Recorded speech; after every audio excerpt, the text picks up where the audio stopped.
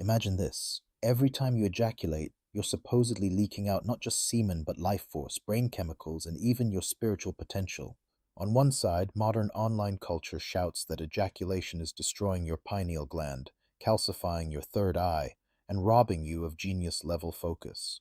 On the other side, mainstream science often dismisses all of that as pure pseudoscience. So what's actually happening in your brain and body when you climax? And specifically, what's going on with the pineal gland? In this video, we're going to carefully dissect the claims. Are you really losing melatonin, DMT, creativity, or spiritual energy with each ejaculation? Or is that wildly exaggerated? We'll compare ancient spiritual teachings with modern neuroscience, hormones, and sleep research. Stay with me because by the end you'll understand exactly what you are losing, what you're not losing, and how to use this knowledge intelligently rather than fearfully. To unpack this topic properly, we need a calm, structured breakdown because most content about ejaculation and the pineal gland is either sensational, shaming, or overly mystical. In this video, we'll start with what the pineal gland actually is and does. Then we'll explore what physically happens during ejaculation, hormones, neurotransmitters, and the nervous system. After that, we'll examine big claims: pineal calcification, semen as brain fluid, supposed DMT depletion, and whether frequent ejaculation really drains your spiritual potential or mental clarity. We'll also look at what happens when you don't ejaculate for long stretches and how this shows up in energy, mood, and focus. If you care about self-mastery, this is for you. And if you like deep, nuanced content like this, remember to subscribe, hit the notification bell, and stay through to the end so you can connect all the dots and make your own informed decision. Let's start with the basics. The pineal gland isn't a mystical crystal hiding in your head. It's a small, pine cone-shaped endocrine gland near the center of your brain. Its primary well-documented function is regulating circadian rhythm, your sleep-wake cycle, by secreting melatonin in response to darkness. It responds to light signals that ultimately originate in your eyes, which is why screens at night can disrupt your sleep. The pineal gland is also sensitive to some hormonal and neural inputs, but it's not a magical control center for every aspect of your life. That said, its position, shape, and light sensitivity are precisely why so many ancient cultures symbolically linked it to inner vision or the third eye. We need to hold both realities, a very real physiological organ with measurable hormones and a powerful symbol in spiritual traditions.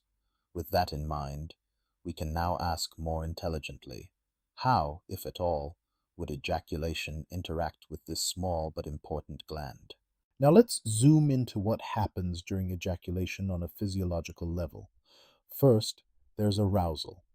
Dopamine rises, blood flow increases, and the sympathetic nervous system ramps up.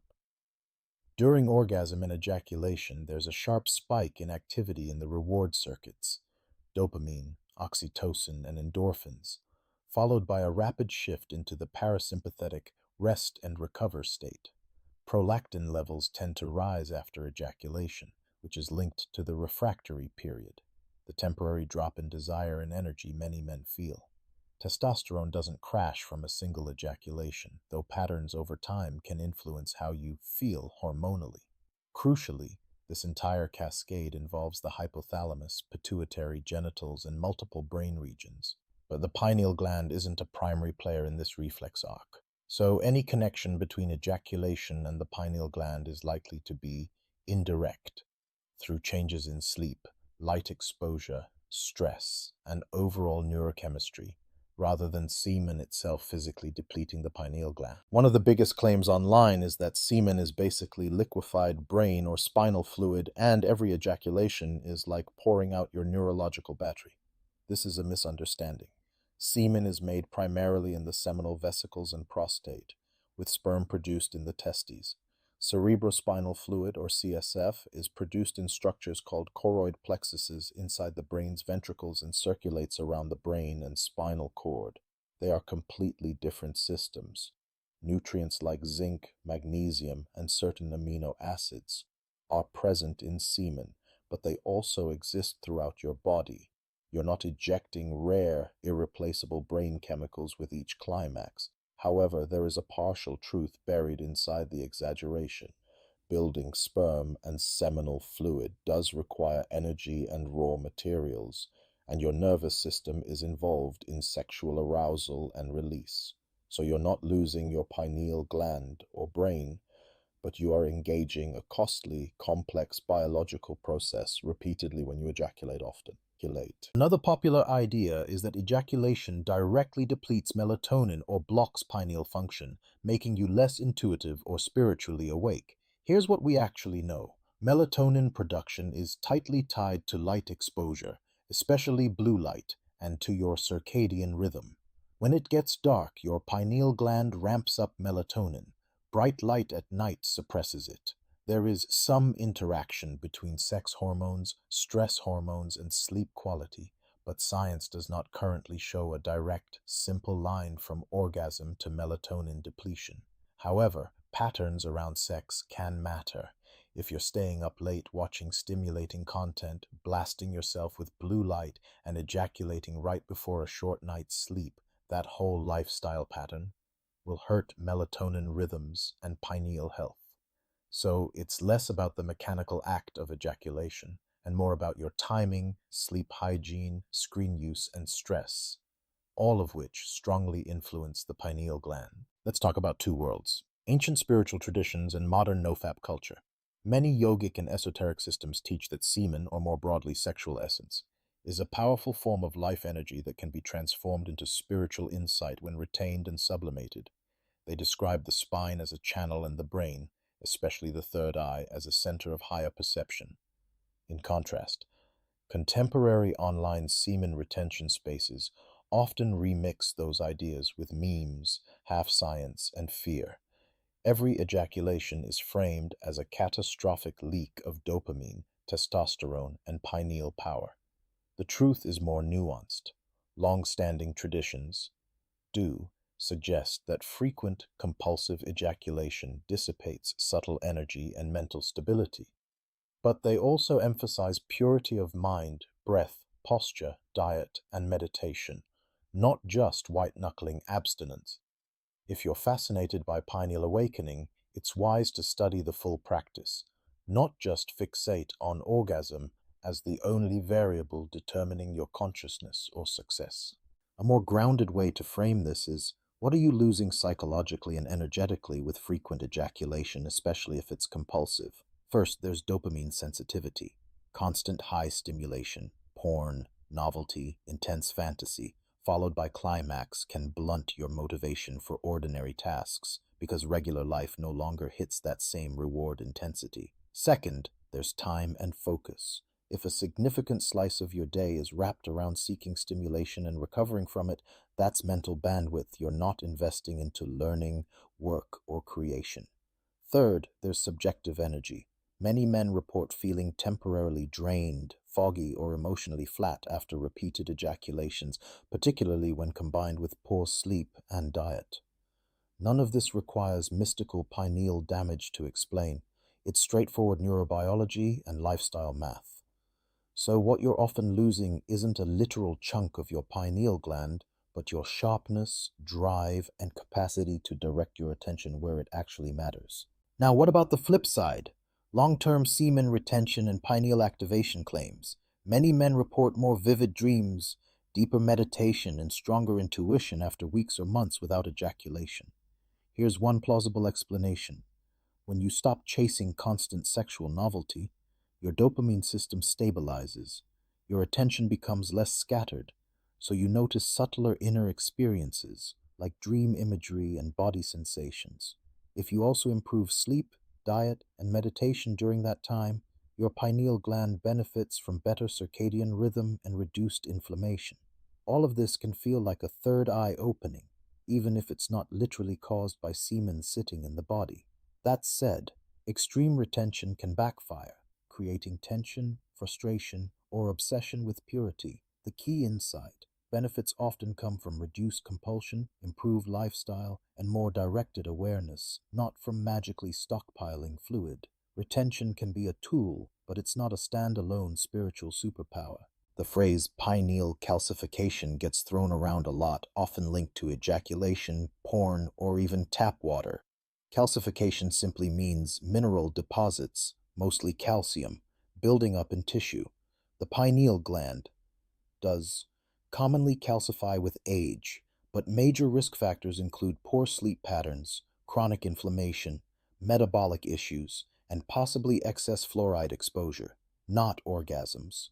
There's no credible evidence that ejaculating frequently directly calcifies the pineal gland. However, think in systems. If your sexual habits keep you chronically underslept, glued to screens at night, and emotionally stressed, those factors can indirectly harm pineal health. So, if you care about keeping this gland functioning well, focus on sleep quality, minimizing late night blue light, reducing systemic inflammation through diet and exercise, and managing stress. Ejaculation frequency matters far less than the larger lifestyle patterns that either support or sabotage your circadian rhythm and brain health. A huge part of the what you're losing conversation is simple: sleep. Many people masturbate and ejaculate late at night while staring into bright screens. That combination, blue light plus intense stimulation plus irregular bedtime, directly disrupts your melatonin curve. Over time, that means you lose deep sleep, memory consolidation, emotional regulation, and natural hormone balance. The pineal gland is then overworked and undersupported. If you insist on nighttime sexual activity, you can mitigate damage by using warmer, dimmer light, avoiding long porn binges, and giving yourself enough time afterward for proper sleep. Also notice your personal pattern. Does ejaculation before bed knock you out into restful sleep or leave you restless and scrolling? Adjust accordingly. Sometimes, simply shifting sexual activity earlier in the day and improving your sleep hygiene gives you more clarity, vivid dreams, and mental sharpness than any retention challenge alone. To really understand what you might be losing or gaining, you need to experiment deliberately. Think in cycles, not extremes. For one period, try a moderate approach. Limit ejaculation to, say, once or twice a week, cut out porn, and dial in sleep, sunlight exposure, and diet. Journal your mental clarity, mood, focus, and dream recall. For another period, try stricter retention. No ejaculation for 30 days, while keeping the same lifestyle habits, so you're isolating the variable. Notice, does your motivation rise? Do you feel wired, calm, or frustrated? Do meditation and spiritual practices deepen, or does your mind fixate on sex more intensely? By methodically tracking your experience, you stop relying on fear-based narratives about destroying your pineal gland and start building your own data. The ideal frequency is highly individual, shaped by age, health, stress, and goals. The goal isn't celibacy for its own sake. It's conscious, aligned sexual expression. If you're interested in spiritual growth and pineal activation, ejaculation is only one chapter in a much thicker book. Practices that consistently support pineal function include getting bright natural light in the morning and darkness at night, deep nasal breathing, meditation, and reducing heavy metals and inflammatory foods. Many traditions talk about transmuting sexual energy, essentially feeling arousal but redirecting that charge into the heart, breath, or creative work instead of automatic release. This trains your nervous system to hold more voltage without short-circuiting. Whether you occasionally ejaculate or practice longer retention, what matters is conscious engagement. Are you choosing your sexual actions, or are they choosing you? The more intentional you become, the less you'll obsess over losing some mystical substance, and the more you'll focus on building a stable, clear, and receptive nervous system, where the pineal gland is one important but not magical player. Let's consolidate the key points. First, the pineal gland is a real endocrine organ that mainly regulates sleep through melatonin. It's symbolically linked to the third eye, but it's not a fragile crystal shattered by every orgasm. Second, ejaculation triggers a complex dance of neurotransmitters and hormones, but current evidence does not support the idea that semen itself is brain fluid or that climax directly calcifies or empties the pineal gland. Third, what you are likely losing with compulsive ejaculation, especially paired with porn and late-night screens, is dopamine sensitivity, time, focus, quality sleep, and thus optimal pineal function. Fourth, semen retention can feel powerful, but many benefits arise from reduced compulsion, better habits, and deeper self-observation, not from hoarding fluid. Ultimately, the real question isn't, is ejaculation killing my pineal gland, but are my sexual patterns supporting or sabotaging my energy, clarity, and spiritual practice? Now that you understand the nuanced relationship between ejaculation, the pineal gland, and your overall energy, the next move is yours. Don't just click away and forget this. Choose a small experiment you'll start today. Maybe it's cutting out porn for 2 weeks, setting a consistent sleep schedule, or trying a 14-day moderate retention cycle while journaling your focus and dream vividness. In the comments, share your plan and what you've already noticed in your own journey. Your experience can help someone else cut through fear and confusion. If you found value in this breakdown of myth versus science, subscribe and hit the notification bell so you don't miss upcoming deep dives into sexuality, brain health, and spiritual practice. And if you want a follow-up episode on specific retention techniques, breathing methods, or pineal supportive routines, let me know below. Remember, your sexual energy is a tool. Use it consciously and it can amplify, not diminish, your inner vision.